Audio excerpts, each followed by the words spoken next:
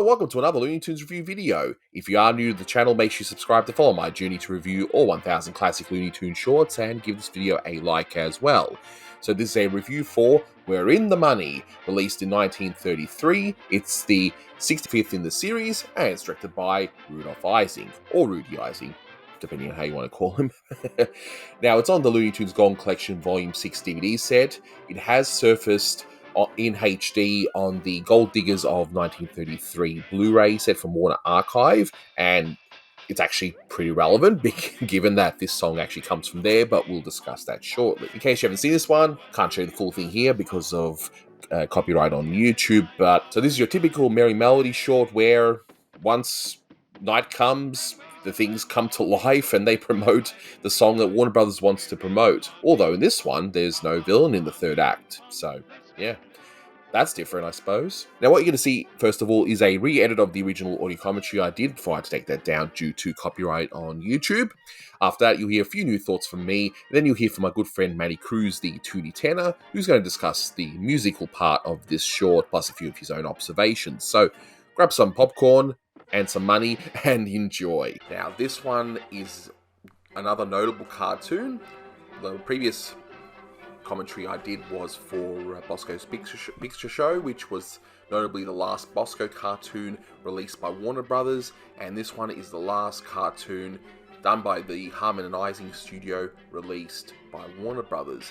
I will go into more detail about what actually happened in the 1933 year in review, and if you haven't checked out the other year in reviews I've done, please consider doing so. I put a lot of work into those, and I want to make sure that they're of high quality, and I'm always up for feedback, so definitely let me know what you think about those. Sadly, unlike Bosco's Picture Show, which was a really strong finale to the series, especially in a series that was just ordinary at best, really, this one, yeah, it's not particularly that great. In fact, this one I honestly thought was going to follow the same story structure as a lot of the recent Merry Melodies, where you'd have just inanimate objects coming to life, do their thing, I suppose, and then a villain would show up and they'd battle against the villain. But no, we get no villain here. What we do get is something that's just, I guess, typical of the Harmon and Ising studio at the time in terms of reused animation. And speaking of reusing, this song is the second time that they've used the song "We're in the Money," which is a great staple of songs that came out of the Great Depression. One of those songs to keep people happy in really grim times. So I guess I'll give you a little bit of a summary of what I've thought about the Merry Melodies series so far. In terms of my favourite since the series began and what came out of the Harmon and Ising studio, I still think the later two Foxy cartoons were definitely some among the better ones, and the Goopy Gear ones weren't too bad either, but they're mostly a formula, and I would have mentioned this in the previous Merry Melodies commentary. They just stuck to a formula and just repeated it, and no one at the time really binge-watched, so they wouldn't have known any different. But I guess at this point, since they were going to leave, they weren't going to do any more cartoons for Leon Schlesinger, they probably just didn't care. Maybe they just wanted to rush this one out, and they just reused as much as they could while they made plans to go to the next studio and continue making Boscos there.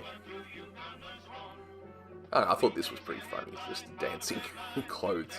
So those are my original thoughts, and I've found a few more bits and pieces here and there, but there's really not too much here. It's really more the music that's the more important part, and I'll let Matty Cruz go through that. But first of all, we do have a reference to Laurel Hardy at the end. I mean, that one should be pretty straightforward, although we are getting to a generation where people are going to say, who's Laurel Hardy? Well, if anyone says that to you, definitely introduce them to a few of their short films, because they're some of my favorite comedians of all time, and they're absolutely amazing. Now, another parody that I can see is a Mae West parody, where that toy doll thingy ends up, well, growing breasts and just deciding to parody Mae West for some reason. There's no reason why, but anyway, whatever. But this appears to be directly a parody from her appearance in I'm No Angel from 1933 that also starred Cary Grant. Now, that mannequin, I was thinking that might be a reference to actor Kent Taylor, where in the film of the same, in I'm No Angel, he has that same mustache, and it looks kind of familiar. I could be wrong, but I'm guessing that's what the reference is here. And if I'm wrong, definitely let me know in the comments below. Another thing I noticed are those coins. So, of course, you've got the old coins that would have been in circulation around that time, but why does one of them look like says it's 1940? Is this some kind of a reissue? I don't understand why they would put a 1940 date for a 1933 film. If you have the answer to that, definitely let me know. With one of the pianos, we see knob on it, which is kind of funny as an Aussie because it's it's one of the expressions that we use here for someone who's a bit of a knob. Definitely look that up anyway. But I wonder if that's a reference to WNKNABE and Co Piano. Just the logo looks kind of similar, but I can't seem to think of what else I could reference. But if you have an answer to that, definitely let me know. And we know that this is a pre-Hays Code cartoon. I mean, we get a butt slap after all. Not long after this, shorts would be restricted from doing such, I suppose, suggestive things. Because, around the mid 30s, they started cracking down on that sort of behavior in shorts. And Clampett himself would actually mention later on that he had to deal with the Hays Code in some of his films, and there was even a few cuts, like in Baby Bottleneck. There's one notable cut which is believed to be due to the Hays Code objecting to something. But in terms of the short itself, there's really nothing else that's funny about it. If anything, there's a lot of padding in this one, especially in the beginning with that old man. Just takes a while to get started. I mean, this is clearly just it's obviously just to promote the song. Let's not kid ourselves here. But unlike the earlier Merry Melodies that were at least fun, they had other things happening. Like the absolutely wonderful Lady Play Your Mandolin. That's one of my favorite Merry Melody shorts of all time. This one just meh. Nothing really here. So there's definitely a lot of padding, and yeah, it's mainly about the music. So one other thing I will mention is by this point, as I mentioned in the commentary track, Harmon and Ising basically move on and go to MGM, and Schlesinger opens up his own studio. And given the amount of repeated animation, especially of that mannequin, so you've even got the mannequin repeated from A Great Big Bunch of You, and they even repeated that same cycle of animation 3 times in this short.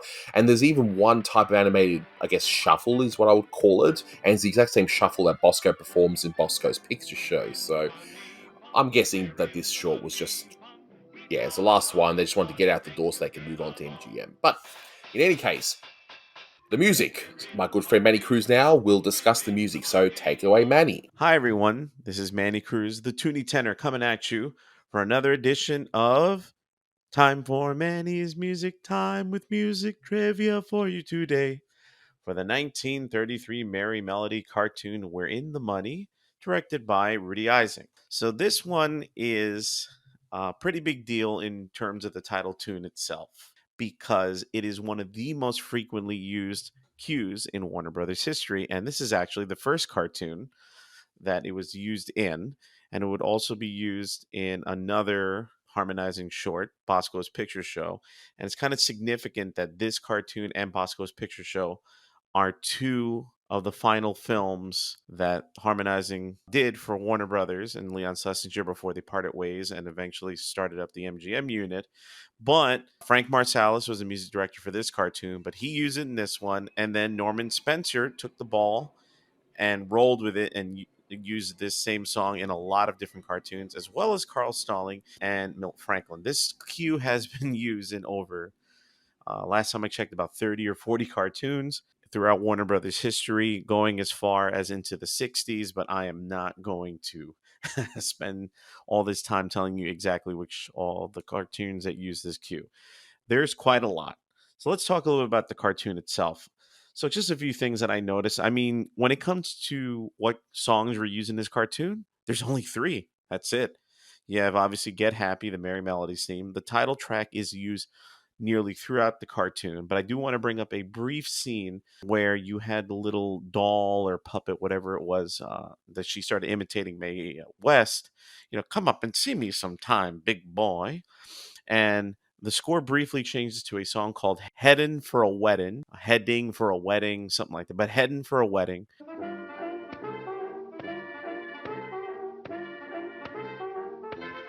Hello there, dark and handsome.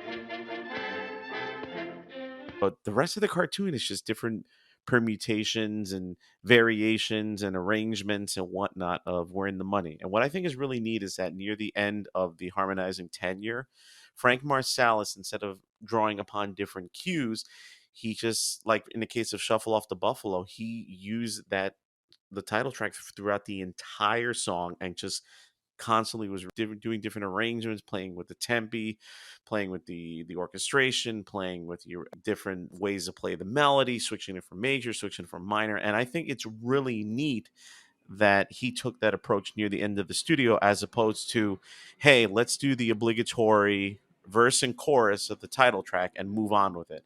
But no, I like that he just kept doing multiple variations of it. These variations would make composers like Bach very proud. Got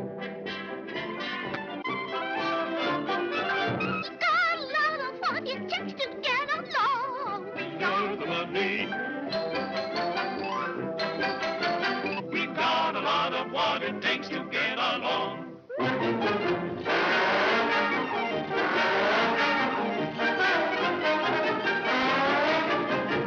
in the money. Come on, honey. Let's send it rolling along. I do like how some of the instruments in a cartoon kind of had a little solo on the melody of the song itself. There was one part with an accordion, there was one part with a trombone, and I like how they used like a bike pump or like an air pump to play the trombone, which I thought I got a big laugh of it. But my favorite part when the melody was featured, instrumental wise, was when the xylophone was doing it with the little puppet toy that kind of looks like a stereotype to me, but I really like the animation of that scene and just like how loosey goosey it is. And I really like the the constant glissandi that puppet was doing. So for those of you that don't know, a glissando is pretty much whenever you run your hands up and down a piano, or if you get a xylophone, you take the mallet and you run. Brum, brum. Obviously, we know of, well, one is called a glissando. Plural is glissandi in Italian. I know some English speakers will say glissandos, but in Italian grammar, if the word ends in o, and if you make it plural, it becomes I. So, for example, spaghetto becomes spaghetti, raviolo. Just a few small things I noticed about the cartoon itself, outside of the music. I did like how they had a 50% reduction on all musical instruments. There was a sign in the back during it's a sale going on, and man, I wish musical instruments were a lot cheaper. This is why I sing, because I can't afford saxophones and trumpets, and I got to give credit to all my buddies out there that are instrumentalists.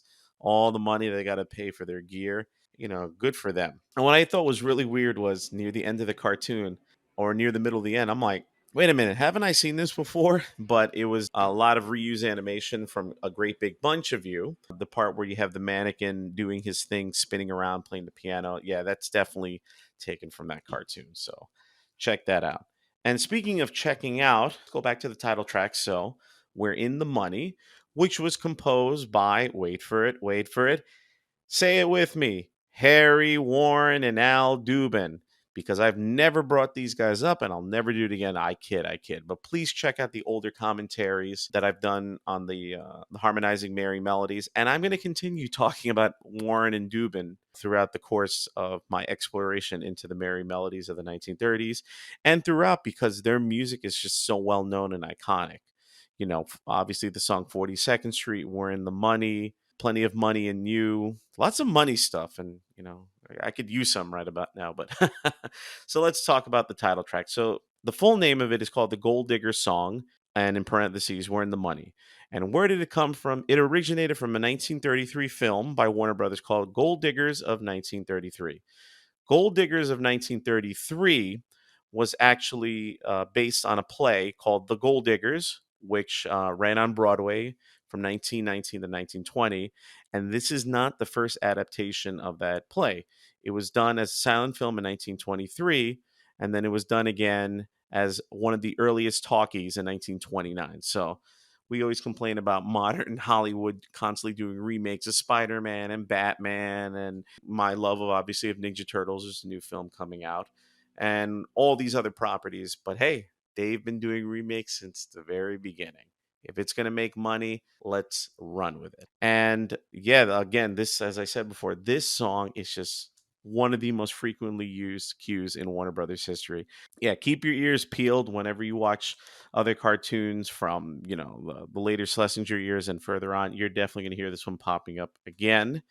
It's so ubiquitous, and because of the impact that it had on, in Warner Brothers cartoons and how well known the melody is.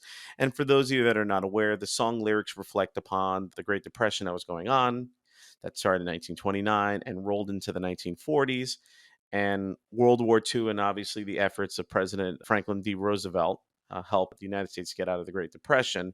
But the lyrics are talking about, we're in the money, old man depression, you've done us wrong. I don't have the lyrics in front of me. I'm just paraphrasing, but it just really plays into the whole aspect to me of whenever I watch these merry melodies, and as well as the Looney Tunes featuring Bosco, that these cartoons, yeah, by modern standards, they're, binging them is a little tough and they're bland.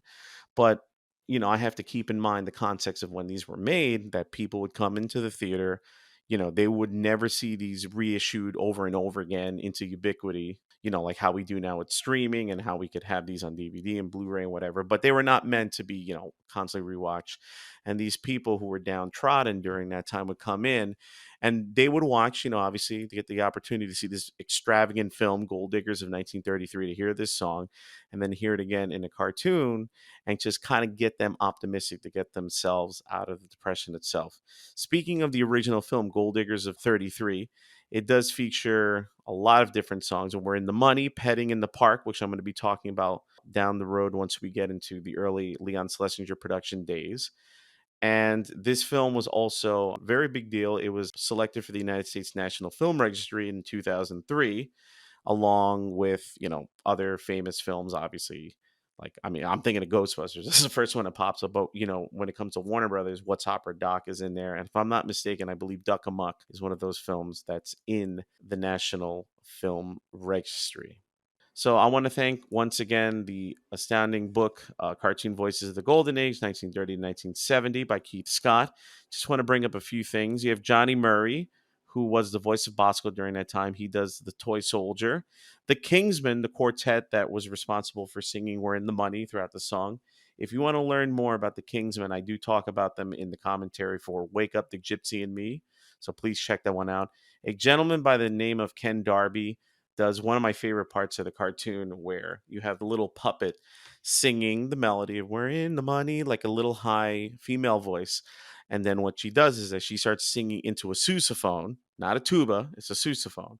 And magically her voice drops 2 octaves and she has that voice of Ken Darby, which I didn't have the opportunity to get some information about him. But yeah, I mean, there's so much more that I could talk about just this specific song, and I could just talk about all the different cartoons that it was featured in, but I don't want to chew your ear off. And then, obviously down the road, you're going to have, I'm going to be bringing this song up in other commentaries, either by myself or with Anthony. I mean, it's a phenomenal song. Oh, before I forget, now I was like, what was the other point? So I was mentioning before, so Anthony, good luck, or Blue, good luck editing this part.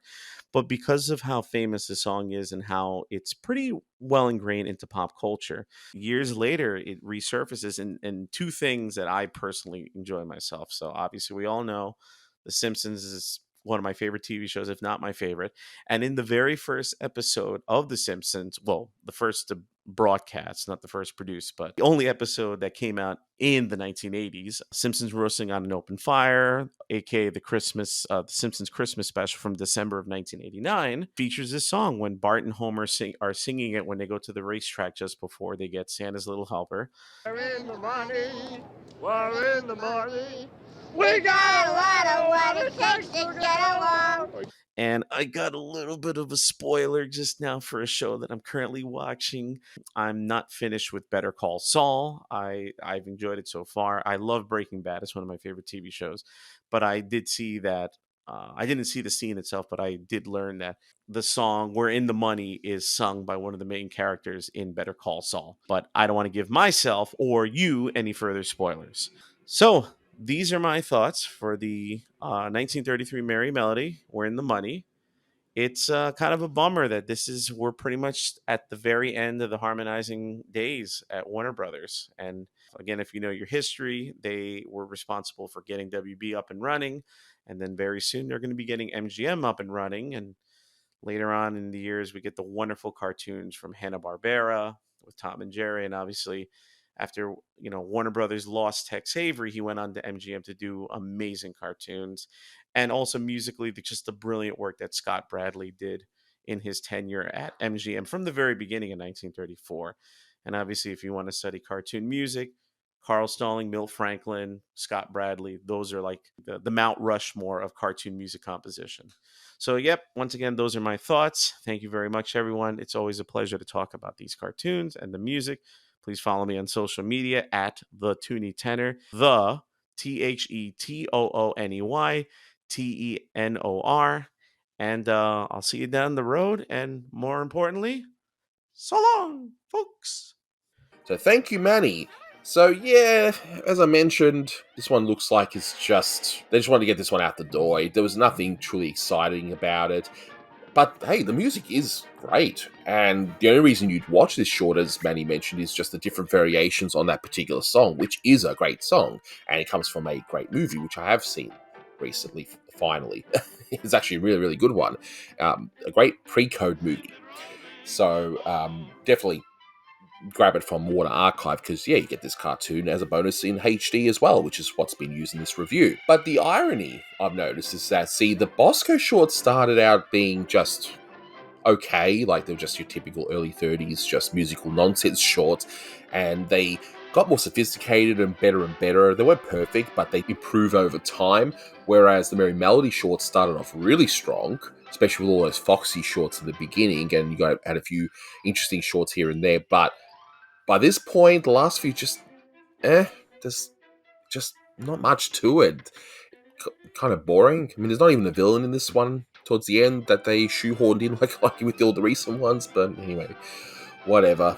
But anyway, this means all the Harmon and Ising shorts are done, so on the channel as of this recording, you'll have the original audio commentaries for the public domain ones, and then you'll have all the reviews for the non-public domain ones, plus a few public domain ones here and there that I just happen to redo. I will eventually go back and do reviews for those older ones, but for now, I just want to move forward and get all the stuff that's on the channel back on the channel. But as for the score for this short, yeah, 5 out of 10, and that 5 is mainly just due to the wonderful song, but other than that, it's just, yeah, kind of forgettable, but at least the song isn't, and as Manny mentioned, they use it a lot, so looking forward to hearing We're in the Money for years to come, so that'll do it for this one. Thank you so much for watching, and until next time, take care.